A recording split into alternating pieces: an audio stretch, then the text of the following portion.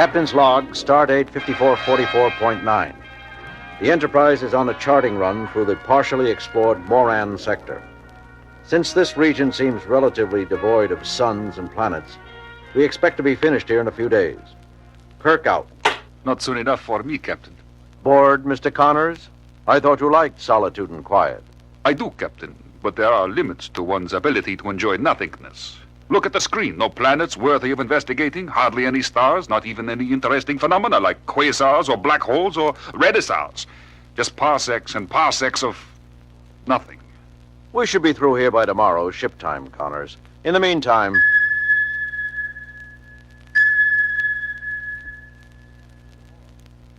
Lieutenant Uhura. Yes, Captain.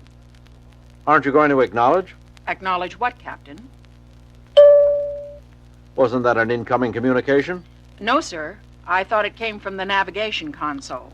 Mr. Sulu. Not from here, sir.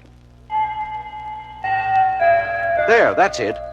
All systems neutral, Captain. It's not any of our instrumentation. What is it, Mr. Spock? I don't know, Captain. I've never heard anything quite like it. Commencing sensor scan. Uhura, are you sure nothing's trying to call in? Positive, Captain. No one on board is sending either. Mr. Sulu? Mr. Connors? All clear, Captain. No sign of any auditory malfunction. All instruments functioning normally. Connors, are you sure there's no ship out there? Certain, Captain. If there is, it doesn't register on our screens.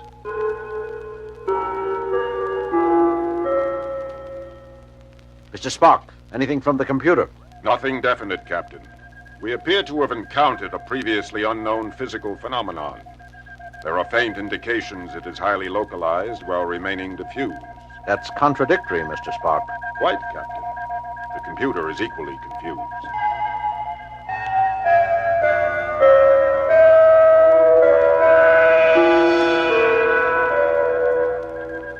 There's one more possibility. All hands, this is the captain speaking. I'm aware that this assignment has been less than exciting thus far. This is no excuse for interfering with ship's communications. Whoever is generating semi-musical noises on the bridge will please cease such activities immediately.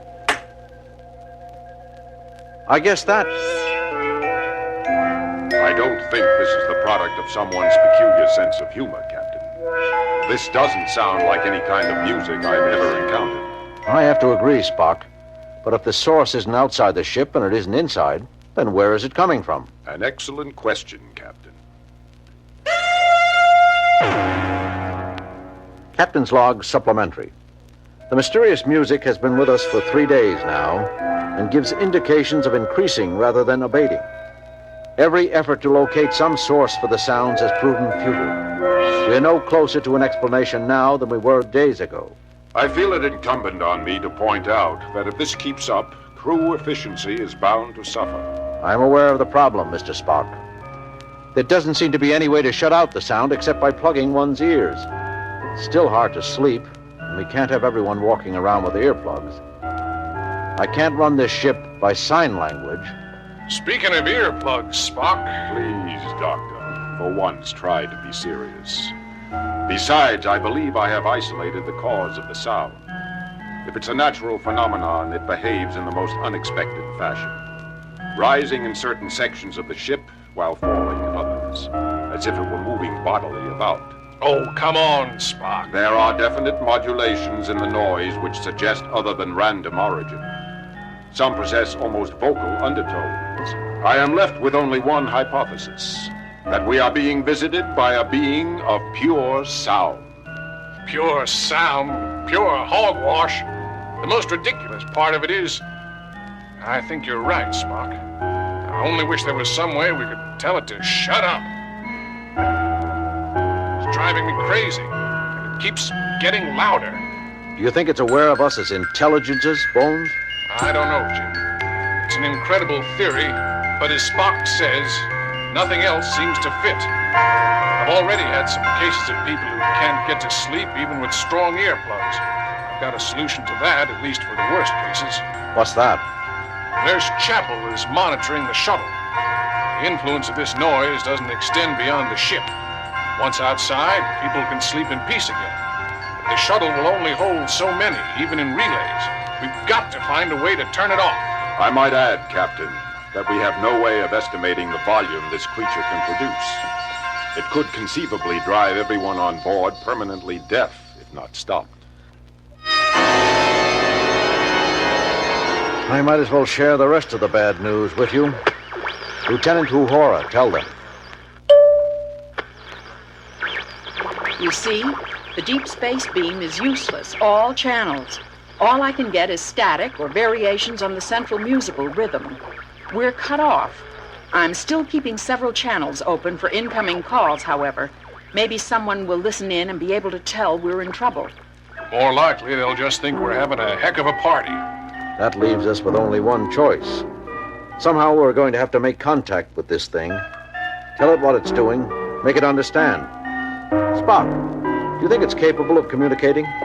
If so, Captain, it has not responded to any of the several attempts I've made. If it does comprehend, it is choosing to ignore our voices, codes, and screen signs I've displayed throughout the ship.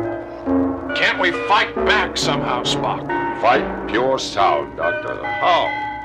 We could overpower it with more sound. That might drive us insane or deaf faster than the creature. It might also anger it. It might find a blast of artificial sound challenging, like another of its own kind. I cannot imagine what its belligerent response would be, except to guess it would not be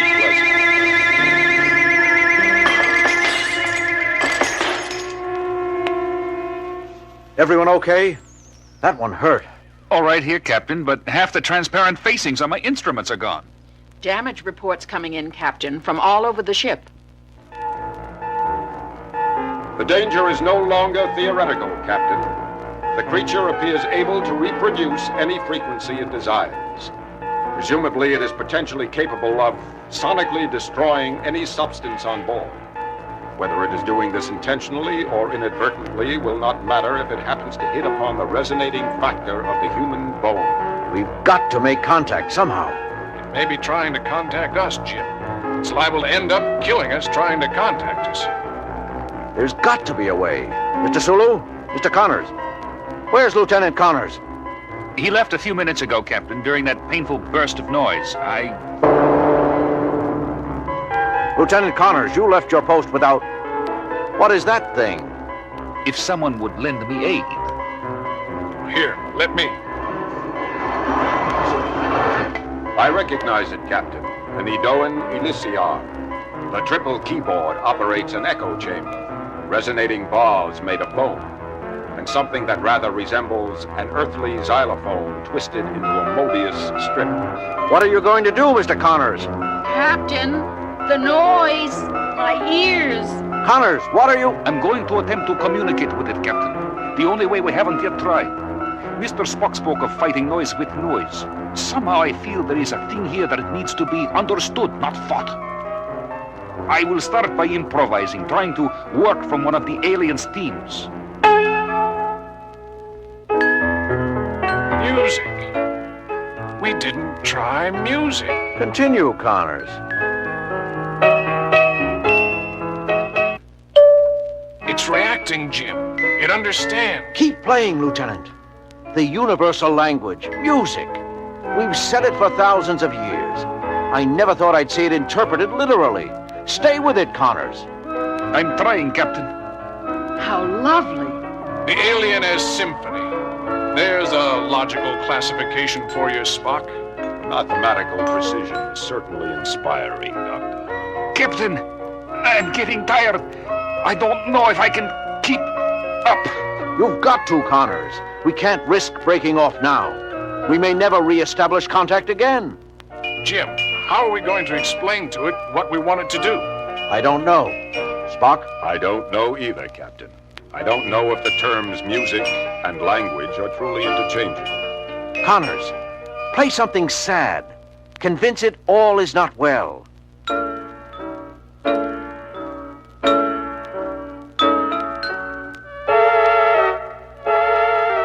It may be working, Captain. If it only joins logic to its sounds. Emotion, you mean?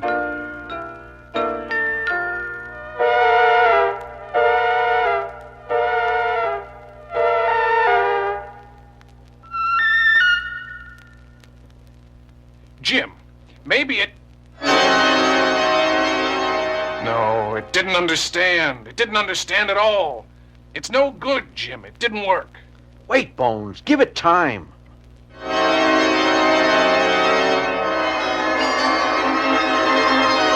Connors! Captain! I can't keep up. I can't. It's not possible. Do your best, Mr. Connors.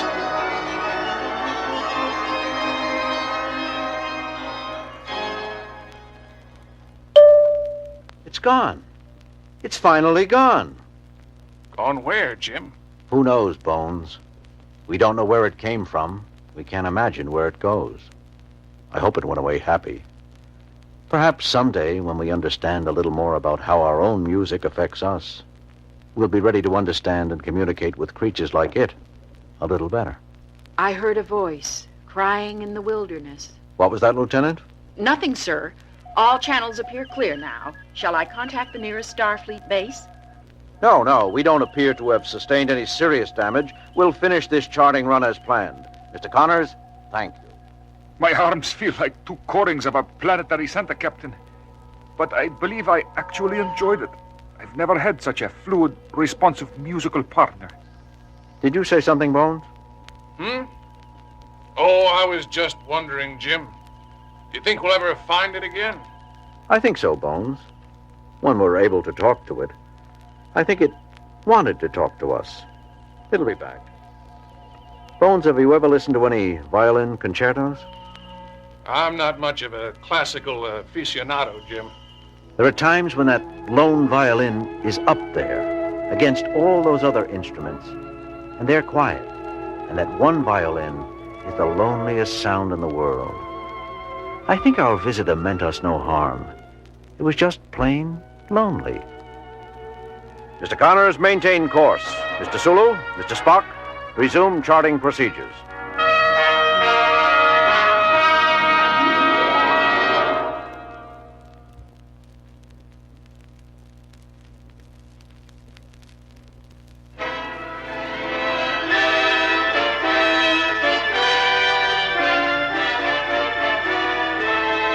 Captain's log, stardate 54-4. Meow! Bones, can't you keep that thing quiet? Sorry, Jim. Doesn't like a cage. Captain's log, stardate 5440. We have been assigned to... Meow! Bones! All right, Jim. I'll take it down to sick bay and house it with our experimental animals. Just remember, I was prepared to treat an ambassador, not to babysit an ill-tempered tabby. I understand, Bones. We're all upset about it. Yeoman, give me a hand with this, will you, please? Yes, sir. I confess, Captain, that for a change, I find myself empathizing with Dr. McCoy. This is a considerable disappointment. For me, too, Spock. Captain's log, stardate 5440. The Enterprise has been ordered to transport the pet Moauv of the Moavian ambassador from Centaurus base to his home world of Moauv. We are proceeding on course as rapidly as possible. Mr. Sulu, Captain? how long till orbit insertion around Moauv? Approximately 2 standard weeks, 6 hours, 30 minutes, sir. 2 weeks. Removing a Starfleet cruiser from commission for 2 weeks just to pamper someone's pet. It does seem rather extraordinary, Captain. But then the Moavian situation is extremely delicate.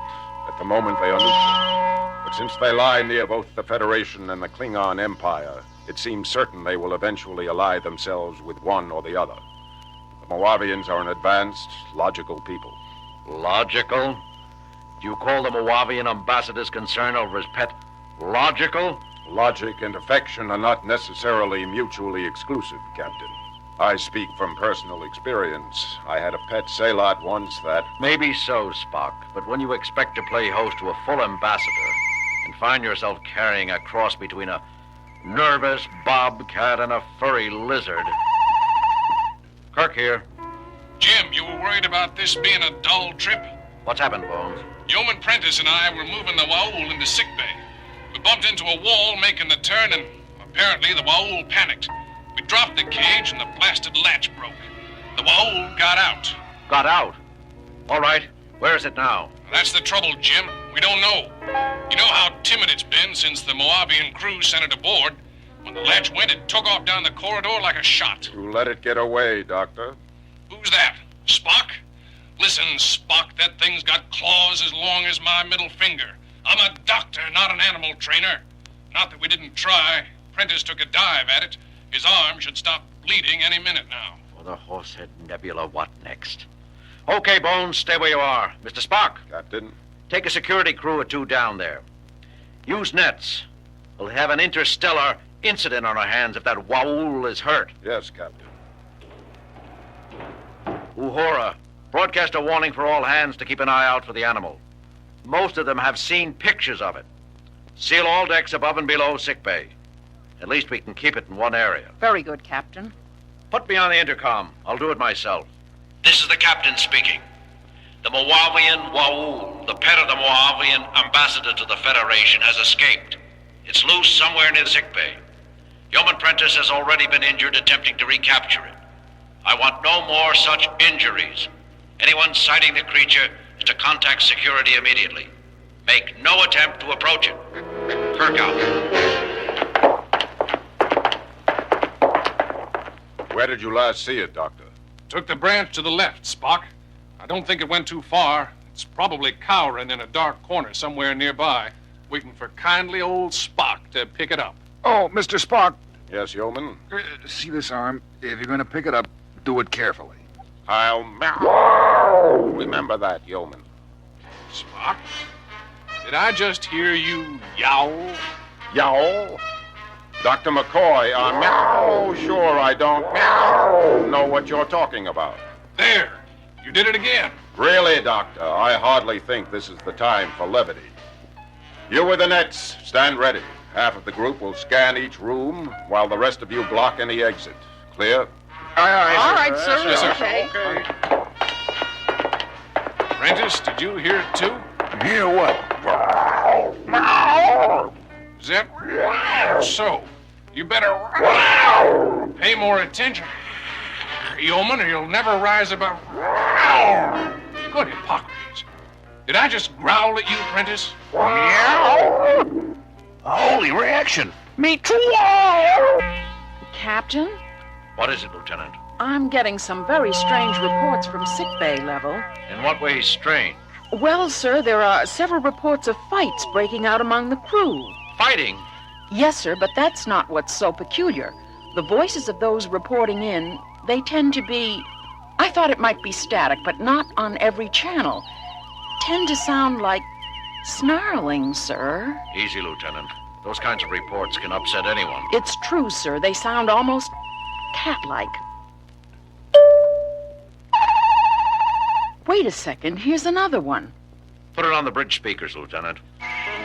This is Security Officer Gibson reporting.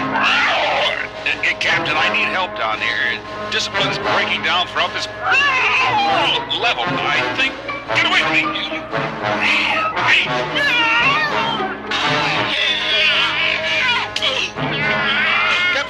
Gibson, this is the captain speaking. Report. That's enough, Lieutenant. Monitoring all rooms. Refer them to security. Aye, sir. What do you make of it, Mr. Sulu? I don't know, sir. I never heard anything quite like it. Lieutenant Uhura, locate Mr. Spock. I want to find out what's going on down. That won't be necessary, Captain. That you, Mr. Spock? What in heaven's name happened? Happened, Captain? Oh, you mean these scratches? Scratches? Spock, your arms. The upper half of your uniform. It's difficult to say precisely, Captain. We thought we detected the crying of the Moauv in a small storage chamber. I set a cordon of men with nets to block off the only entrance. We started to go in after it when... Yes, Spock? I'm not sure. I experienced a sudden desire to run, to hide. It was fear, but not in the logical sense. It was entirely instinctive and irrational. I found myself striking out around me, desperate. The others were doing the same. I saw everything through a red haze. Something was telling me I had to get away, get away, get out. Spock! Are you all right? I'm okay now, Captain. The influence seems to grow weaker as you move away from it. What influence? That, Captain, is exactly what I'd like to know. Captain, I told you to hold any further reports of conflict, Lieutenant. This isn't a combat report, sir. It's Dr. McCoy. Bones, put him through. Jim, what's going on? I've got cases of lacerations and bruises piling up down here faster than Chapel and I can treat them. Some of the injured are violent. I'm having a hard time keeping them under sedation. Bones, did you just snarl? I guess I must have, Jim. Spock didn't notice it right away either. There's something that sneaks into your mind. Can you describe it? Some influence overpowers your emotions and thoughts. The sole urge is to strike out and run in blind panic. That's it. Panic. How about the source? I believe there is only one logical possibility, Captain. Just a minute, Bones. What, Mr. Spock? We are being subjected to a mass telepathic projection of considerable raw power. A projection emphasizing panic and fear. There is only one entity aboard which could be expected to be experiencing such feelings. The Moavian Moauv. Bones, did you? I've heard, Jim, and I wish somebody would do something about it fast. The thing's strength seems to be increasing. Our latest cases are requiring heavier and heavier sedation. Do the best you can, Bones. I'll get back to you. Suggestions, Mr. Spock? We have little information on Moauv and less on this creature. I recommend contacting the Waul's owner for instructions. The ambassador? Spock, you know I can't do that. Moauv is a diplomatic flashpoint. If we get in touch with them and confess we can't even handle a single pet, what are they going to think of our capabilities? More than they will if we never arrive. What do you mean, Spock? I can feel it again, Captain. The influence. Dr. McCoy is right, as far as he goes. As the violence around it increases, the Waul becomes more frightened. The more frightened it becomes, the stronger its defensive projection grows. We could lose control of the Enterprise. You really think it could go that far, Spock? You see, Captain, soon even coherent speech will become impossible. Lieutenant Uhura, contact Moauv. Get us through to the ambassador to the Federation. Do it yourself, Captain. Uhura! I'm sorry, sir. Something just... Forget it. I have contact, sir. Put him on the screen. This is Ambassador Ovid speaking. Your trip is proceeding pleasantly, Captain? I'm afraid not, Mr. Ambassador. We have a bit of a problem. Your pet was accidentally set loose on board a little while ago. He was? Escaped? Captain, I'm shocked. Not as shocked as I am at you, Mr. Ambassador. Do you know that it's against Federation law to transport an animal which can endanger the lives of a crew without suitable pre-notification? But, Captain Kirk, Iwas is no danger if he is kept in his cage and properly treated. You didn't plan all this then? Plan, Captain? I don't know what you mean. It would be an excellent way of testing our mental strength. Captain Kirk, I resent your insinuations. I shall file a formal protest with your government. Excellent. It'll go well with my report. Come now, Captain. Such unpleasantness isn't like you. Are you by chance feeling out of sorts? As if you didn't know. How do we go about recapturing your Waul? That does present a problem, doesn't it? The more frightened Iwas becomes, the harder it will be to approach him while retaining one's own thoughts. How long has he been free? Spock? About 40 minutes, Captain, I should guess. 2/3 of a ship hour, Mr. Ambassador. A long time. How about telling us how to shorten it? But that's just it, Captain Kirk. You see, we don't know how to recapture a terrified Waul either. The only thing I can suggest is to get within, let's see, 300 of your meters of him and shoot him full of Pac-M or LQ tranquilizer. A Moavian drug, Captain. I doubt we have any aboard. Even if we did, we can't shoot around 300 meters of corners. I am sorry for you then, Captain. You must let me know if you come up with a solution. And now you must excuse me. I have an important appointment with the Minister for Foreign Affairs. Wait a minute, you can't just...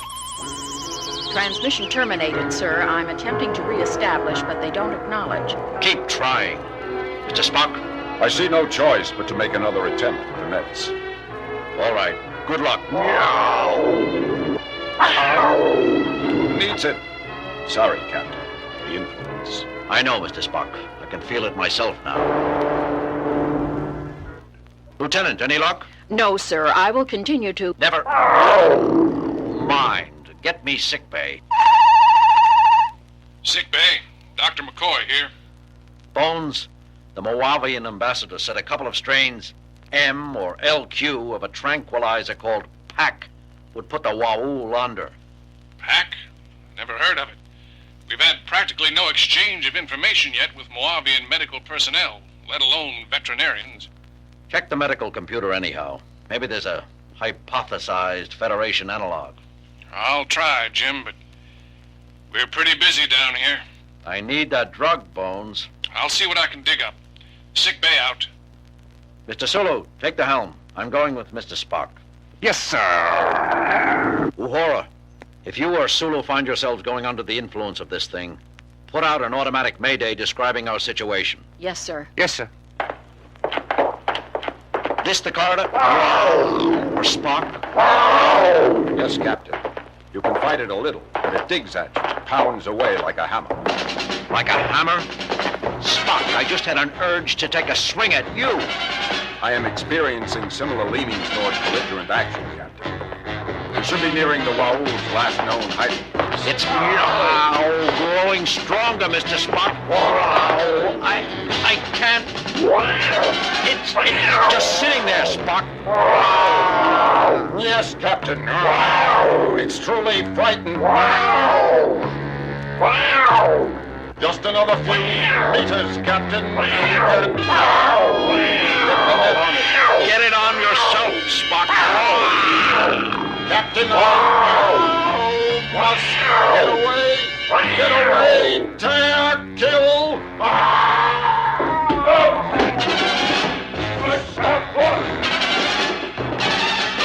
Captain, Mr. Spock, what's going on here? Telepathic screen. I heard. It's the animal there, isn't it? The Waul. Here, kitty, kitty, kitty. Nice, kitty, kitty. Lieutenant Moress, be careful. Dangerous. Nonsense. Nice, kitty. Armalurvau.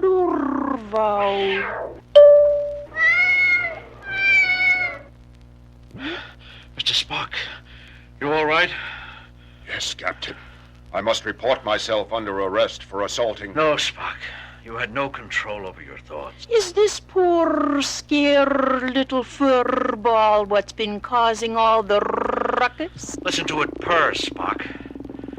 Lieutenant Moress, what did you do to it? Do? Why, nothing, Captain. It was frightened out of its mind, that's all.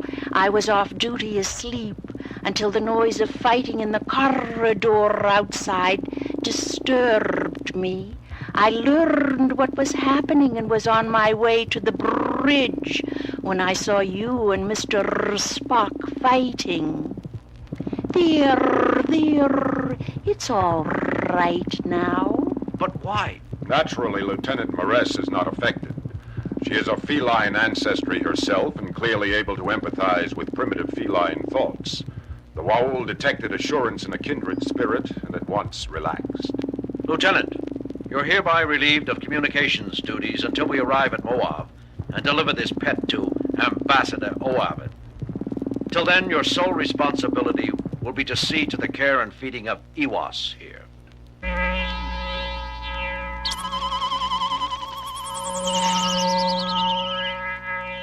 Captain, have you managed to... Iwas is safe and content, Mr. Ambassador. Lieutenant Moress, one of our communications officers, is a Cation. She was able to calm it instantly. Excellent news, Captain. Having a crew comprised of many races is a definite advantage. It speaks well of your Federation. I am looking forward to meeting you on your arrival. Please be exceptionally gentle with Iwas in the next time periods, though. We'll be as gentle as we can, of course, and why the sudden concern? You mean you didn't know, Captain? An oversight on the part of the crew which delivered her to you. Her? I thought you said him. An oversight on my part. Iwas is pregnant. She'll have kittens in a few days, I suspect. You can expect to have between 6 and 10 additional little Wauls before you arrive here at Moauv. Carry on, Captain. Mr. Spock, inform Lieutenant Moress she's about to become a mother. Inform Dr. McCoy also. And tell him to be careful during delivery. We wouldn't want either mother or children to get frightened, would we? No, Captain. Wow.